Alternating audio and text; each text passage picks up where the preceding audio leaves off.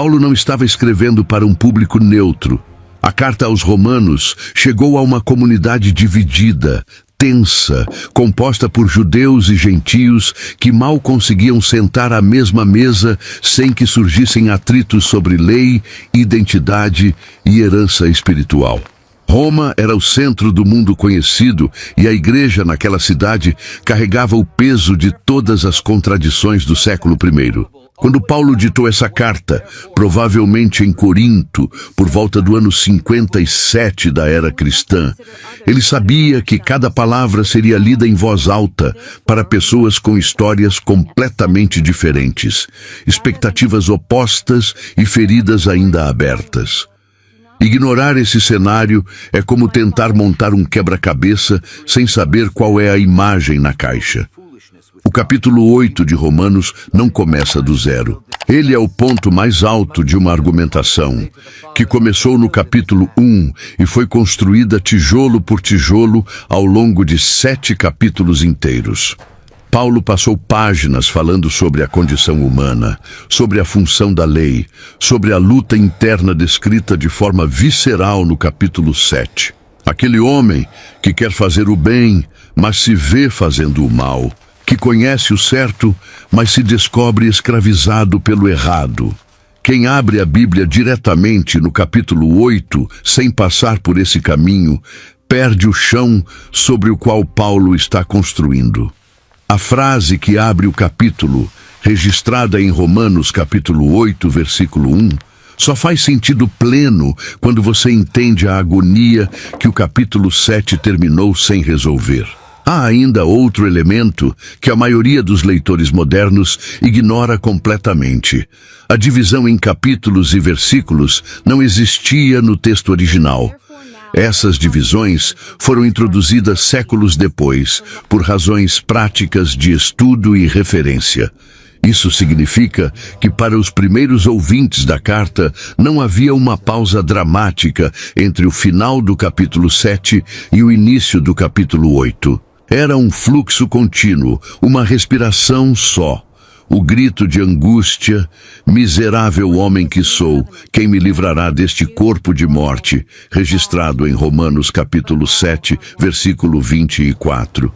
E a declaração de libertação que se segue no capítulo 8 faziam parte do mesmo movimento. Separá-los cria uma ruptura artificial que distorce tanto a pergunta quanto a resposta. Portanto, agora, nenhuma condenação há para os que estão em Cristo Jesus. Essa frase, registrada em Romanos capítulo 8, versículo 1, é provavelmente uma das mais citadas de todo o Novo Testamento. Aparece em pregações, tatuagens, quadros decorativos, camisetas evangélicas. E justamente por ser tão repetida, foi sendo esvaziada do peso que Paulo pretendia colocar nela. A maioria das pessoas ouve essa declaração como uma espécie de absolvição emocional, uma garantia de que Deus não está bravo com você, de que seus erros foram apagados e de que você pode seguir em paz. Essa leitura não está errada, mas está incompleta de uma forma que muda tudo. A palavra grega traduzida como condenação nesse versículo é katakrima, e ela carrega um sentido jurídico muito específico. Não se trata apenas de sentimento de culpa ou de reprovação moral. Paulo estava usando uma linguagem de tribunal, de veredicto final, de sentença executada.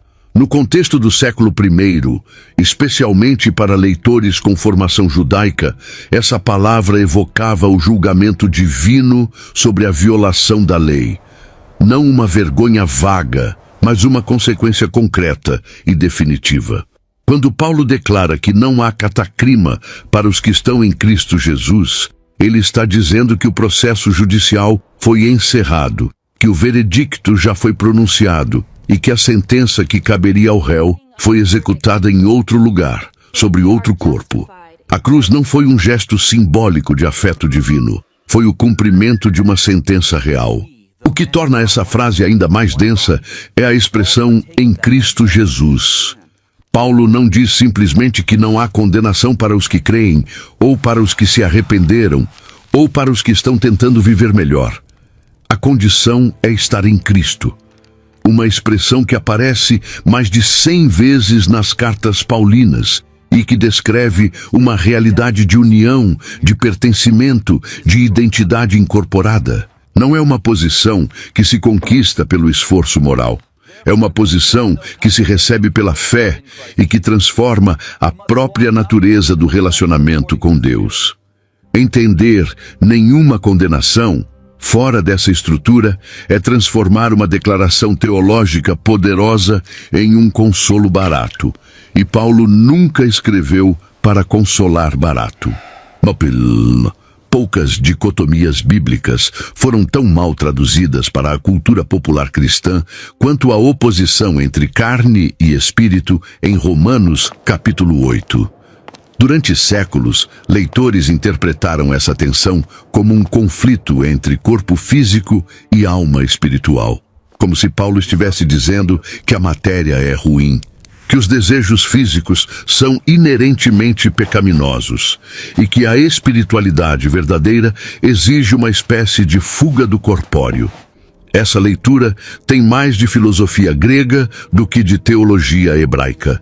E Paulo, um fariseu treinado, profundamente enraizado na tradição judaica, jamais pensaria dessa forma.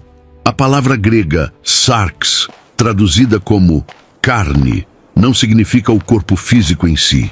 Significa a existência humana orientada por si mesma, vivida na força própria, organizada em torno da autonomia em relação a Deus. Quando Paulo contrasta andar segundo a carne com andar segundo o Espírito, nos versículos 4 ao 8 do capítulo 8 de Romanos, ele está descrevendo dois princípios organizadores da vida humana. Duas orientações fundamentais que determinam como uma pessoa interpreta a realidade, toma decisões e define o que importa. A mente da carne, conforme o versículo 6, é morte. Não porque o corpo seja ruim, mas porque uma vida centrada em si mesma, fechada à influência do Espírito de Deus, está operando fora da fonte da qual toda vida genuína emana. É como uma planta que foi arrancada do solo e continua verde por alguns dias pela força armazenada em seus tecidos, mas está, no fundo, já morrendo.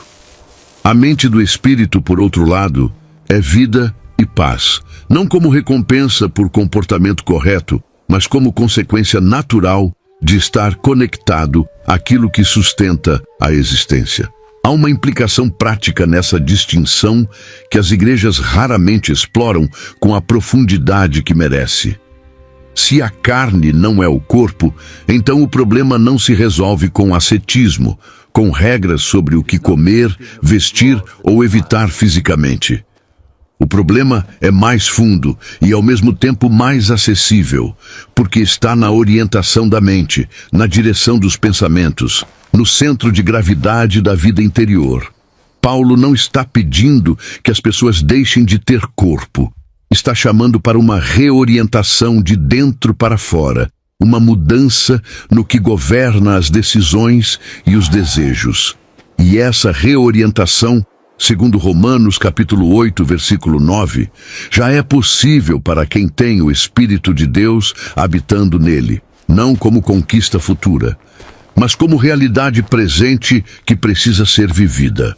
Paulo não estava fazendo filosofia abstrata quando descreveu a mente carnal e a mente espiritual em Romanos capítulo 8. Ele estava mapeando duas formas concretas de habitar o mundo, duas maneiras de processar a experiência humana que produzem resultados radicalmente diferentes. A mente carnal, o fronema tesarkos no grego original, não é simplesmente uma mente que pensa em coisas erradas. É uma mente que estabeleceu sua própria soberania como critério final de tudo. Ela avalia o sofrimento perguntando: por que isso está acontecendo comigo? Ela avalia o sucesso perguntando: o que eu conquistei? Ela avalia o outro perguntando: o que ele pode me oferecer? Não é necessariamente uma mente maliciosa. Pode até ser uma mente religiosa, disciplinada, moralmente esforçada. O problema não é a intenção, é o centro de gravidade. A mente espiritual, por sua vez, não é uma mente que pensa apenas em assuntos religiosos ou que vive em oração constante, sem contato com a realidade cotidiana. Paulo não estava descrevendo um misticismo desligado da vida prática. A mente espiritual é aquela que aprendeu a interpretar a realidade a partir de uma referência que está além de si mesma, que lê o sofrimento com os olhos da promessa, que avalia o presente à luz do eterno, que reconhece no outro não apenas um interlocutor humano, mas alguém carregando o peso e a dignidade de ser criado à imagem de Deus. Essa mente, segundo Romanos capítulo 8, versículo 6, produz vida e paz. Duas palavras que no vocabulário paulino nunca são sentimentos passageiros, mas estados de serem enraizados numa realidade objetiva. O que torna essa distinção especialmente incômoda é que ela não divide a humanidade entre pessoas boas e pessoas más, entre religiosos e irreligiosos. Ela atravessa o próprio coração do crente. Paulo estava escrevendo para pessoas que já tinham fé, que já faziam parte da comunidade cristã em Roma, e ainda assim precisavam ser lembradas de que a mente carnal não desaparece automaticamente com a conversão. Ela coexiste, resiste, tenta reassumir o controle nas situações de pressão, nas decisões difíceis, nos momentos em que a fé parece abstrata demais para ser útil. A transformação da mente, que Paulo descreve de forma ainda mais explícita em Romanos, capítulo 12, versículo 2, é um processo contínuo, não um evento pontual. E Romanos, capítulo 8, é o fundamento teológico sobre o qual esse processo faz sentido. Romanos capítulo 8, versículos 14 ao 17, formam um dos textos mais densos sobre identidade espiritual em todo o Novo Testamento, e ao mesmo tempo um dos mais negligenciados nas discussões sobre o que significa ser cristão. Paulo introduz aqui um conceito que vai muito além da linguagem de obediência e desobediência, de certo e errado, de aprovação e reprovação divina. Ele fala de huiotesia, adoção como filhos. No mundo romano do século I, a adoção não era um gesto sentimental. Era um ato jurídico de consequências permanentes e irreversíveis. Um filho adotado recebia o nome do pai, assumia seus direitos legais, herdava seus bens e respondia por suas responsabilidades. Não havia distinção legal entre o filho biológico e o adotado. Ambos eram herdeiros com os mesmos direitos. Quando Paulo diz em Romanos, capítulo 8, versículo 15, que os crentes receberam o espírito de adoção, pelo qual clamamos Abba, Pai, ele está afirmando algo de enorme peso. A palavra Abba é aramaica, a língua que Jesus usava no cotidiano, e descreve uma intimidade familiar que vai além do protocolo religioso. Não é o Senhor Todo-Poderoso da liturgia formal. É o Pai que uma criança chama quando está com medo, quando está com fome, quando simplesmente quer estar perto. Paulo está dizendo que o Espírito de Deus, que habita no crente, produz exatamente essa qualidade de relacionamento, não como aspiração mística para poucos iluminados, mas como realidade disponível para qualquer um que tenha recebido esse Espírito. E isso muda completamente a forma como a pessoa se relaciona com Deus no dia a dia. O versículo 17 avança ainda mais fundo quando Paulo conecta a filiação com a coerdança. Se filhos, também herdeiros, herdeiros de Deus e co-herdeiros com Cristo. Mas ele não para na parte confortável dessa declaração. Ele acrescenta imediatamente, se é que com ele padecemos, para que também com ele sejamos glorificados. A identidade de filho não cancela o sofrimento, ela o ressignifica. O crente não sofre como alguém que perdeu o favor divino, nem como alguém sendo punido por falhas acumuladas. Sofre como filho, dentro de uma história que tem um destino, carregando uma herança que o sofrimento presente não tem poder de anular. Essa distinção não é pequena. Ela separa duas formas completamente diferentes de atravessar a dor. Há um momento em Romanos, capítulo 8, em que Paulo expande sua visão de forma surpreendente e quase desconcertante.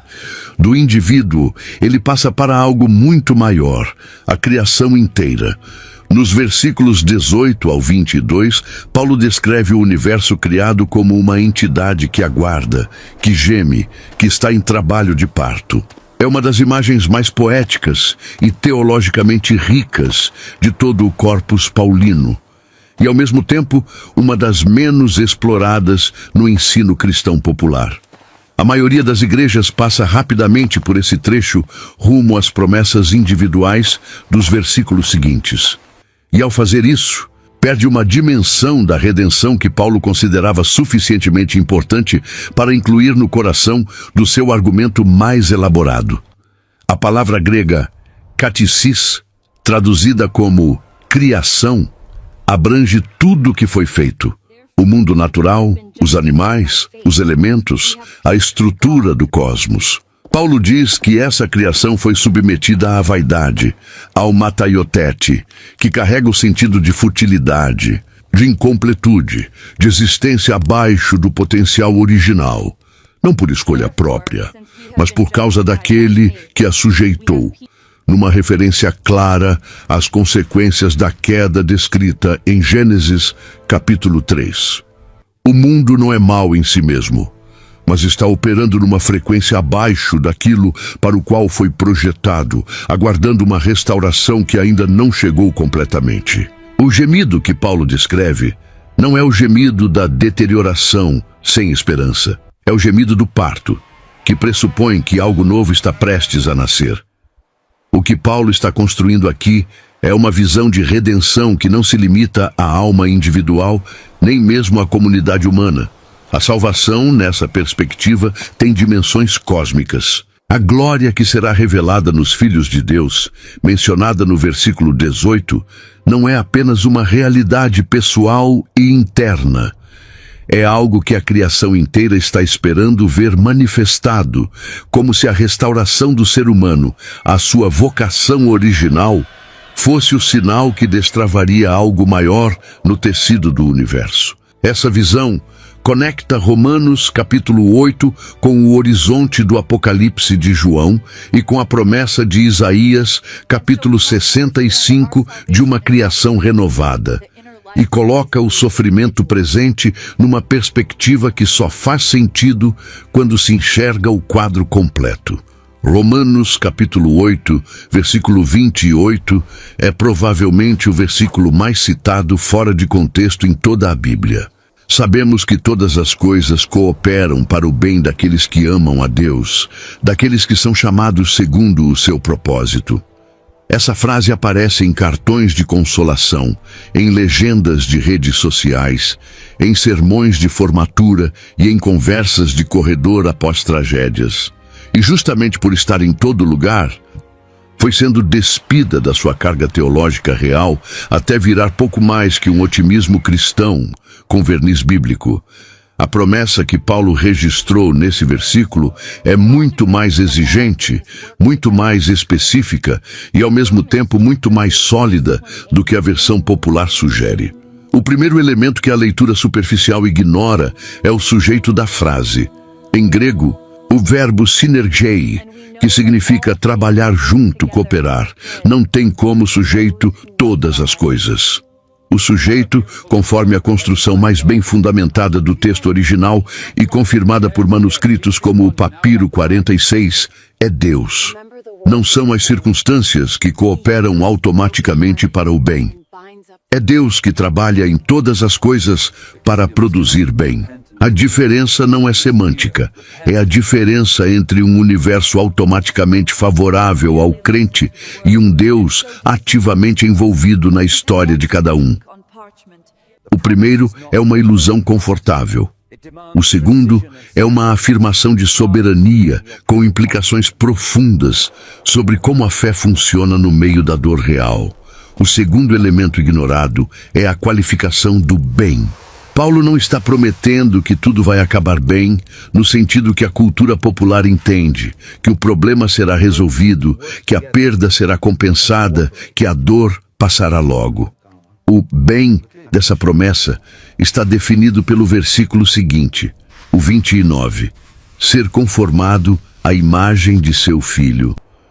O bem que Deus está produzindo nas circunstâncias da vida do crente é formação de caráter, é semelhança com Cristo, é transformação interior. Isso significa que o sofrimento não é necessariamente um obstáculo ao bem prometido. Pode ser exatamente o instrumento pelo qual esse bem está sendo construído. Paulo não estava oferecendo um seguro contra adversidades. Estava revelando o propósito eterno que opera dentro delas. Paulo poderia ter ignorado o sofrimento em Romanos capítulo 8. Poderia ter construído uma teologia da vitória sem pausas. Uma narrativa ascendente de libertação, adoção e herança, sem parar para olhar de frente para a dor que os leitores em Roma estavam vivendo. Não fez isso. Nos versículos 17 ao 18, ele coloca o sofrimento no centro da argumentação. Não como exceção ao plano de Deus, não como falha no sistema, mas como elemento constitutivo da jornada cristã. Se é que com ele padecemos, para que também com ele sejamos glorificados. O se aqui não é uma condição de dúvida. No grego, a construção indica uma condição assumida como verdadeira.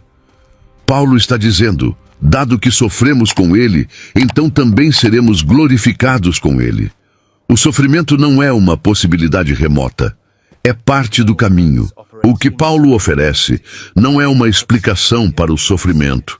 Ele não tenta responder por que cada dor específica acontece, por que crianças adoecem, por que pessoas justas são injustiçadas, por que a fidelidade nem sempre produz resultados visíveis nesta vida. Ele oferece algo diferente e, em certo sentido, mais valioso, uma perspectiva que permite atravessar o sofrimento sem ser destruído por ele. No versículo 18, a comparação que Paulo faz é deliberadamente desproporcional. Os sofrimentos do tempo presente não podem ser comparados com a glória que em nós há de ser revelada. Ele não está minimizando a dor. Está colocando-a dentro de uma escala tão diferente que a relação entre as duas realidades se torna quase impossível de medir com os instrumentos humanos normais. Há uma honestidade em Romanos capítulo 8 que o ensino cristão contemporâneo frequentemente evita. Paulo não promete que a fé elimina o sofrimento nesta vida. Não sugere que a ausência de dor é evidência de espiritualidade madura, nem que a presença dela indica falta de fé. O que ele constrói ao longo dos versículos 18 ao 25 é uma teologia da esperança que funciona especificamente no escuro, que não depende de evidências visíveis para se sustentar, que aguarda o que ainda não se vê, que geme junto com a criação sem perder a ancoragem no propósito de Deus. A fé que Romanos 8 descreve não é a fé que resolve tudo rapidamente. É a fé que permanece quando nada está sendo resolvido. E isso exige uma fundação muito mais sólida do que a maioria dos slogans cristãos consegue oferecer. Existe um momento na experiência de qualquer pessoa que leva a fé a sério em que as palavras simplesmente acabam. Não por falta de vontade, não por descrença, mas porque a dor, a confusão ou o peso da situação ultrapassam a capacidade de articulação. O crente se ajoelha ou simplesmente para em qualquer lugar e não encontra o que dizer. Durante séculos, esse silêncio foi tratado como falha espiritual, como sinal de fraqueza, como evidência de que algo estava errado na vida de oração daquela pessoa. Romanos capítulo 8, versículos 26 e 27 dizem o oposto, e o dizem com uma precisão que transforma completamente a compreensão do que é oração. Paulo escreve que o Espírito intercede por nós com gemidos inexprimíveis. Stenagmos alaletóis no grego. literalmente gemidos, que não podem ser expressos em palavras. Não se trata de um recurso poético. Paulo está descrevendo uma realidade funcional. Quando o crente não consegue orar com palavras, o próprio Espírito de Deus que habita nele assume a intercessão. E o versículo 27 acrescenta que Deus, que conhece o coração, entende o que o Espírito está expressando, porque o Espírito intercede segundo a vontade de Deus. Isso significa que nos momentos de maior incapacidade humana diante de Deus, a comunicação não é interrompida. Ela continua, num nível que ultrapassa o que a linguagem humana consegue alcançar. A implicação pastoral dessa verdade é enorme, e Paulo claramente sabia o que estava fazendo ao incluí-la nesse capítulo. Ele estava escrevendo para pessoas que enfrentavam pressão real, discriminação, instabilidade, a possibilidade concreta de perseguição. Pessoas para quem a oração não era uma prática espiritual confortável de manhã cedo, mas uma necessidade urgente no meio do caos. E o que Paulo lhes oferece não é uma técnica melhor de oração, não é uma liturgia mais eficaz, não é um método para garantir respostas mais rápidas. Ele revela que o próprio Deus, por meio do seu Espírito, supre a incapacidade humana de se comunicar com ele. A oração mais profunda, segundo Romanos, capítulo 8, não é necessariamente a mais eloquente. Às vezes, é a que acontece no silêncio de quem não tem mais palavras, e ainda assim não está sozinho. Poucos temas na história do pensamento cristão geraram tanto conflito, tanta divisão e tanta confusão quanto a predestinação. Concílios foram convocados, igrejas foram divididas, teólogos se excomungaram mutuamente ao longo de séculos por causa de interpretações divergentes sobre o que significa Deus eleger, chamar e predestinar. E, invariavelmente, toda essa discussão termina em Romanos capítulo 8, versículos 29 e 30, a chamada cadeia dourada da salvação. Porque os que dantes conheceu, também os predestinou para serem conformes à imagem de seu Filho. E aos que predestinou, a esses também chamou. E aos que chamou, a esses também justificou. E aos que justificou, a esses também glorificou. Essas duas frases concentram séculos de debate teológico, e a maioria das pessoas que as cita já chegou a elas com a conclusão formada antes de ler o texto. O primeiro problema é que a palavra predestinou, prorisen em grego, é lida de forma isolada, como se Paulo estivesse fazendo uma declaração autônoma sobre a mecânica da salvação individual. Mas o versículo 29 começa com porque os que dantes conheceu, e o verbo conheceu, aqui, proegno, não significa simplesmente ter informação prévia sobre alguém. No uso bíblico hebraico e grego, conhecer alguém dessa forma implica um relacionamento de intimidade, de escolha afetiva, de envolvimento intencional. Deus não predestinou pessoas que ele simplesmente previu que existiriam. Ele predestinou aqueles com quem já estava em relação de conhecimento íntimo antes da fundação do mundo. Isso não resolve o debate entre calvinistas e arminianos, mas coloca a discussão num terreno muito mais relacional e menos mecânico do que ambos os lados frequentemente admitem. O que Paulo definitivamente não estava fazendo nesses versículos era construir um sistema filosófico fechado sobre soberania divina e liberdade humana. Ele estava consolando pessoas em sofrimento, garantindo-lhes que a história delas com Deus não era acidental, que o propósito divino não poderia ser frustrado pelas circunstâncias adversas, que o chamado de Deus sobre suas vidas não dependia da estabilidade política de Roma, nem da hostilidade dos vizinhos, nem da fragilidade das próprias decisões humanas. A predestinação em Romanos capítulo 8 não é uma doutrina de exclusão, não está ali para explicar quem ficou de fora. Está ali para garantir àqueles que estão dentro que nada os tirará de lá. O propósito do texto é segurança, não especulação. E ler esses versículos como material para debate sobre eleição individual é, em grande medida, usar Paulo para responder perguntas que ele não estava fazendo.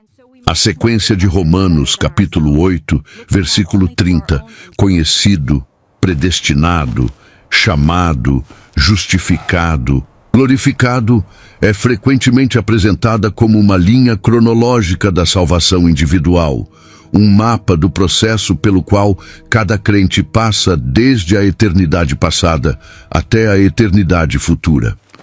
Seminários teológicos constroem currículos inteiros em torno dessa estrutura. E há valor genuíno nisso. A progressão que Paulo descreve revela algo real sobre a coerência e a fidelidade do propósito divino. Mas há algo na forma como o texto é frequentemente ensinado que distorce sutilmente a intenção original de Paulo. E essa distorção tem consequências práticas para a forma como as pessoas vivem a fé no cotidiano. O detalhe que raramente é mencionado é que Paulo usa o tempo aoristo grego para todos esses verbos, inclusive glorificou. No português, traduzimos como glorificou, no passado, mas o que Paulo está fazendo é algo mais sofisticado. Ele está tratando eventos ainda futuros com a certeza de quem os considera tão garantidos quanto os já realizados. A glorificação, que para os leitores de Roma ainda estava no futuro, é descrita como algo já consumado na perspectiva do propósito eterno de Deus. Isso não é imprecisão gramatical, é uma declaração teológica deliberada. O destino final do crente está tão firmemente assentado no propósito divino que pode ser falado no passado sem criar falsidade. Paulo estava ensinando que a certeza do futuro deve transformar a experiência do presente. Há também o que essa cadeia não diz e que é tão importante quanto o que ela afirma. Ela não diz que o caminho entre o chamado e a glorificação é sem sofrimento, sem dúvida, sem momentos em que tudo parece desmoronar. Não diz que o crente não vai errar, não vai questionar, não vai passar por períodos de escuridão espiritual. A cadeia dourada descreve a fidelidade de Deus ao longo da jornada, não a linearidade perfeita da experiência humana dentro dela. Entre o chamado e a glorificação, cabem décadas de vida real, com todas as suas contradições, perdas, recomeços e transformações. Paulo não estava descrevendo uma trajetória sem atrito. Estava garantindo que, independentemente do que aconteça ao longo do caminho, o destino permanece seguro nas mãos de quem iniciou o processo. Paulo chega ao final de Romanos capítulo 8 e faz algo que nenhum filósofo ou teólogo do século I havia feito com essa clareza e esse alcance. Ele não fecha o argumento com uma exortação moral. Não termina com uma lista de deveres ou com um chamado ao esforço espiritual renovado. Ele termina com uma pergunta, e depois com outra, e depois com uma declaração que funciona como um arco cobrindo tudo o que foi dito desde o versículo 1. Se Deus é por nós, quem será contra nós? A pergunta do versículo 31 não é retórica, no sentido de não ter resposta. É retórica, no sentido de que a resposta está embutida na pergunta. E a resposta é que ninguém e nada pode efetivamente se opor àquele que está do seu lado com o peso de toda a soberania divina.